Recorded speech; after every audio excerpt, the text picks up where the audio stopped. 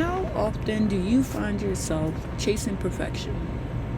Like, no matter how much you do, whatever you do, everything you do is never enough. Let me tell you, I've been there. And here's what I've learned: perfection is a myth. And trying to live up to it can make life messier and more difficult than it should be.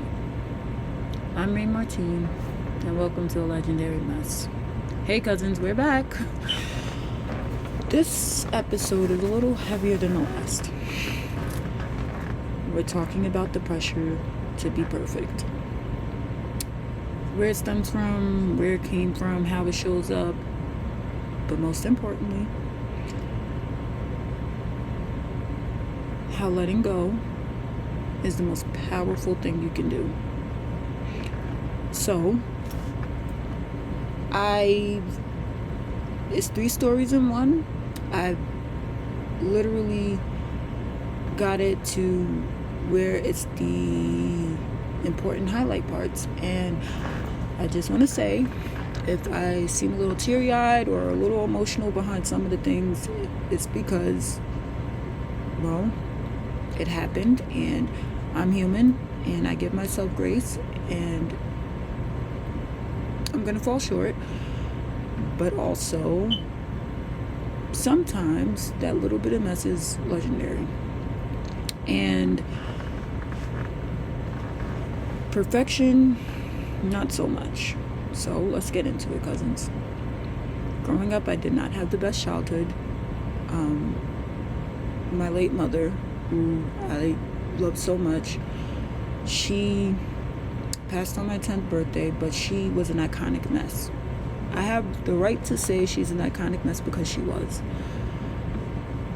Because of her iconic mess and her owning that, other adults created a chip on my shoulder because of that.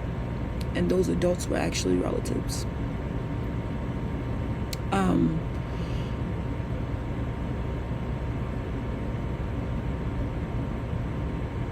At 15, turning 16, 2 weeks before my 16th birthday, I had a sibling who I have a very rocky relationship with.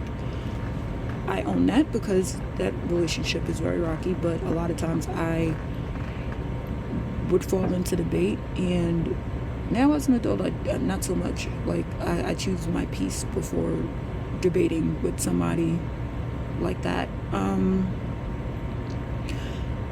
2 weeks before my 16th birthday,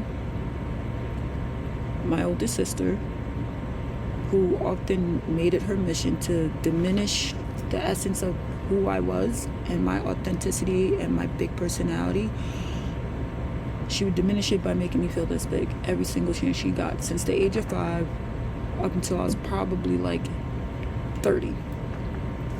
That's when I started like fighting back, in the sense of like blocking her. But 2 weeks before my 16th birthday, I can't remember the exact event, but she looked at me and said, "I'm my mother's biggest failure, and that I should myself," right? First and foremost, that's not okay to say to a child. It's not okay to say to anybody. You don't know how that might impact a person and what they might do behind it. She had no clue that I had other adults already doing that to me. She made it her mission to say I was always, and still does, say I'm too ghetto, I'm too this, I'm too that. She actually does not really know who I am, and that's fine, and I've accepted that. I just learned to love her from arms and legs distance. So, hearing that, I went home distraught, right? On the ride home, I had to just sit quiet and play it off. Like, it didn't affect me, but it did. It created this huge chip on my shoulder. And I wish it didn't, but it did.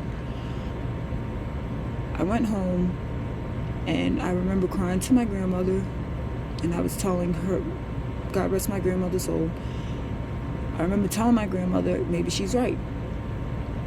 I probably am my mother's biggest failure. I'm nothing like the others. I'm not like anybody. And maybe she's right. Maybe the world would be better off if myself. And my grandmother went straight into prayer. That woman prayed like on the phone, she was praying over me, speaking nothing but life into me. She was putting the armor of God over my life and me. And I thank her so much for that. I do. I was crying and crying and crying, and she's like, you don't, this is temporary, but you are so much stronger than that. You are so much better than that. And God made you the way that He made you for a reason. And she was absolutely right. All the while that my grandmother is praying over me, my 3 closest friends, they're still my very closest friends. They're actually the godparents to my children. And I'm going to shout them out. Asley, Paige, and Tiff.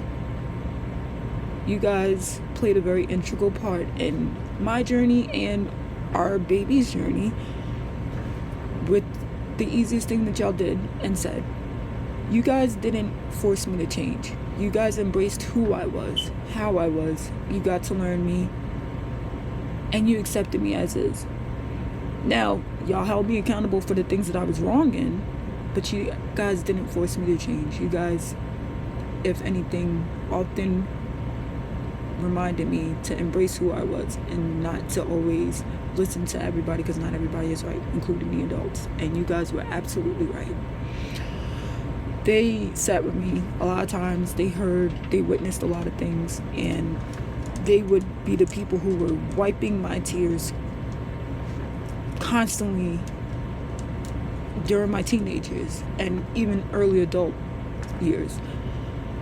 So being told that, and then having other adults and my mom at some point, and although my mom is a really great person, she falls short. She's human, and that's okay.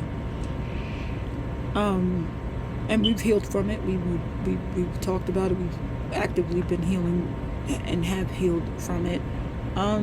She played a part. She went into saying I was not good enough in a lot of things too. These people who were actually relatives played a very integral part in me having a chip on my shoulder and having this voice that always constantly sat and said I was never, ever going to be good enough. And it used to bother me. So I changed every aspect of who I was. Every morsel and fiber in my being I changed to make everybody else happy. That created the people pleaser effect in me. I don't recommend it, and it's not okay. I remember sitting with my therapist and telling her these things, and she was willing to up my antidepressant meds. And even though she did that, I was still very much unhappy. Like I still was people pleasing these people. Here's where it got even worse. In a way, I kind of gave them more ammo when I became 18 parent at 17, turning 18. Not only did they think I was already a degenerate, their words, not mine. They then said I was going to be a statistic. I was going to be a failure at being a parent. I was going to be all these things. That created this extra huge chip and pressure on me to be perfect for my kids. If anything, if I couldn't be perfect for them, I was going to be perfect for my kids, hands down. My oldest daughter, who I had at 18, she'll be 17 in a couple of weeks. Well, in a few weeks, really. And when I had her, I was like, I have to be everything that you deserve and should have in life. That meant not being myself. That meant not owning who I was and just making sure I was polished, put together, everything. Now fast forward to 2021. we're in the pandemic. My eldest daughter goes through a very life-changing situation that changed the dynamic of not just me, but her siblings, my life, her dad's life. It changed the dynamic of our family. It was not the easiest place to be in. It was hard trying to make it look like I had it all together when in fact, behind closed doors, I was completely broken. And I mean broken. Like, it was just really hard. We were having a conversation, her and I said, how can I support you better? What can I do that will help you on this journey? And it was very simple to her. She said she felt like she was a burden and she wished that I was more flawed. Because of that chip on my shoulder that I had gotten from all these other adults, she thought because how she viewed me and how I was moving and operating, that I had it all together and I had it figured out, and that she was a burden. And the truth is, that's not. I wasn't perfect and I didn't have it all together. I let these people, these adults, put that in my head, and I ran with it because I was tired of being told I was everything but my name and a child of God. As my daughter's going through this journey and she said that to me, I went to bed that night distraught, crying and praying on my hands and knees, asking God, how can I make this happen for her? How can I make this happen for her? Very simply, the next morning I remember getting up and I was cleaning up, and a picture of me as a child falls out of, I can't remember where I had it, but it fell out. And when I'm looking at the picture, it was the happiest version of myself. I had to be like 5 or 6 without a care in the world, and I was smiling brightly and I was just so happy, and I was in my authentic who I was self. And that very moment, I correlated little me with my daughter, and I needed to honor both of them. And slowly but surely, I let go of that thought of perfection. But I hadn't fully let it go, but I had let a good handful of it go. Fast forward, last year, I went through something extremely traumatic. My kids and I went through something that was life-changing and really, really traumatic. And I knew all eyes would be on me. And in my head, I said, I need to have it together so I don't freak them out or make them scared or make them nervous. As fast as I was trying to get that together, the perfection part or keeping it together, I just wanted to shout out this lovely woman who is my sister in Christ, Star. Thank you for really sitting and going through that journey with me and that space with me, and creating a safe space for me. I thank you tremendously. I thank God for you every day. You really are an answered prayer, just like children's godmothers. You guys are answered prayers. I was sitting in Star's home, distraught. I was in the corner of a room crying. My daughter, my eldest daughter, comes and she sees me in the side of, in the corner, brawling. Like like the ugliest cry ever. I'm crying and I'm just distraught. And my daughter sits down. She doesn't say a word to me. She just sits and she looks at me. And I'm like, I'm so sorry. I'm trying to get it together. I'm trying. I'm so sorry. I'm going to get it together. And instead of her saying, okay, or whatever, she said, thank you. She said, don't get it together. Thank you. And the way I was so confused, I was confused out of my mind, because I'm like, why are you saying thank you about me not having it together? I I couldn't ask her at that moment because I was so distraught, and I looked a mess. Physically, mentally, emotionally, I was a mess.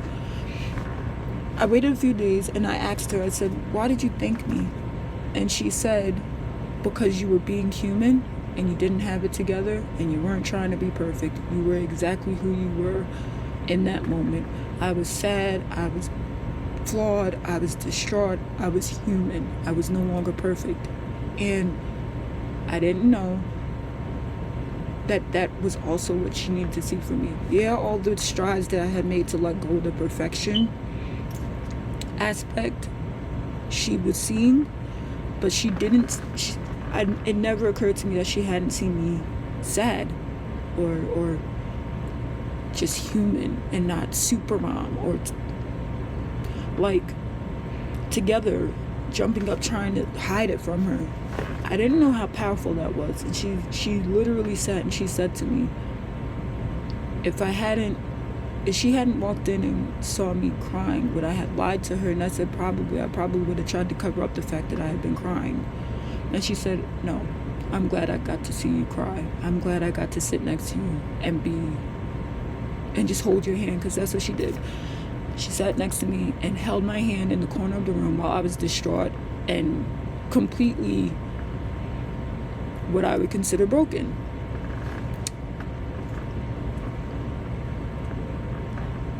It was then I realized that trying to be perfect, right?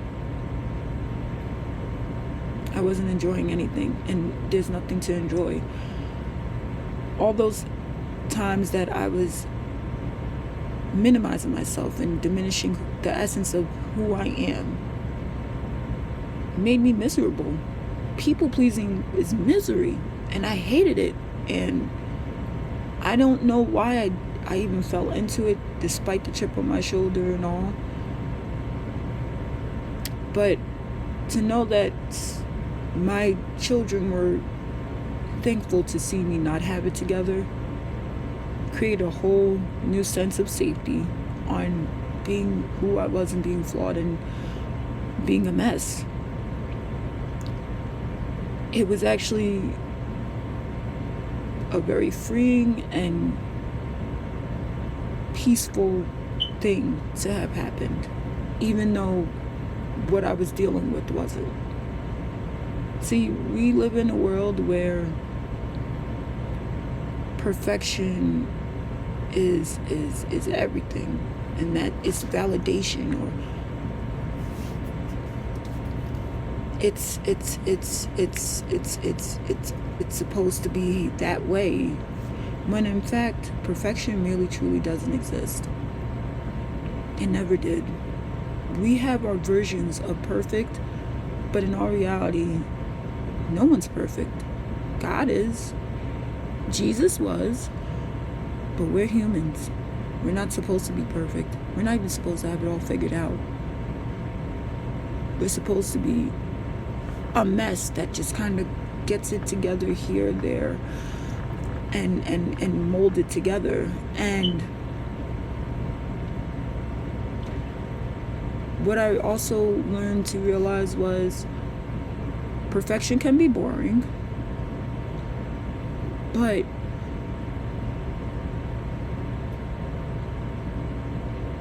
why strive to be perfect when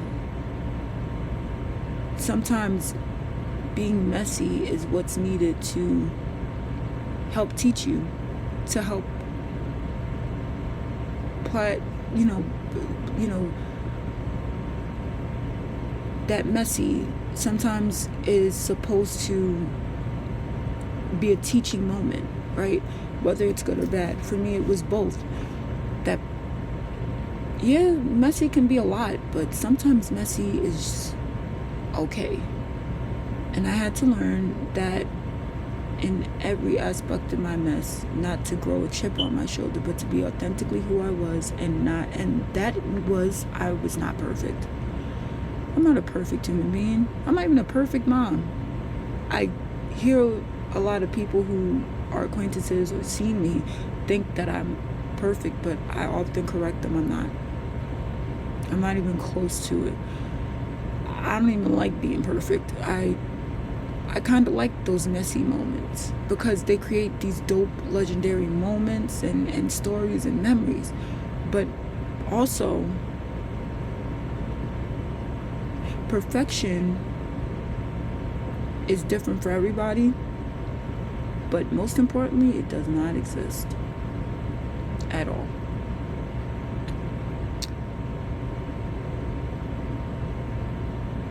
It's okay to be messy. It's alright. Sometimes that little bit of mess, there's some kind of magic in it. And that magic could be really, really beautiful in the end. And currently, after that, I've embraced every aspect of my messy. I pray over myself about it, but if I'm not authentically who I am, which is a hot, flaming, literal, legendary mess, then who am I? So, how often do you guys find yourself chasing perfection? I know I chased it very heavily for a lot of years and found myself very miserable those years. Whereas when I was just my authentic hot mess of a self, I was my happiest. I invite you guys to share your pressures to be perfect stories. You can find me on IG as I am raynemartine or a legendary mess. You can find me on TikTok. It's under raynemartine. Y'all know Facebook, even though I don't like it. But we're building a community, guys. Share your stories and what you learned from it. The pressure of being perfect and how you moved on and learned from it and how you embraced your mess. We're all messy. We're all going to fall short, but we give ourselves grace. And we move with love. We move with courage. It takes a lot of courage to continuously be who you are at all times. Share your stories, guys. We're in this together. This is a safe space, but share your stories. We're a legendary mess together. Don't ever think that you're not enough, because you are. You'll always be enough. And whoever says that you aren't, to be honest, they might have somebody who is telling them that. So have grace and compassion upon them too. God loves you. I love you. I'm raynemartine. I'm signing off. It's a legendary mess.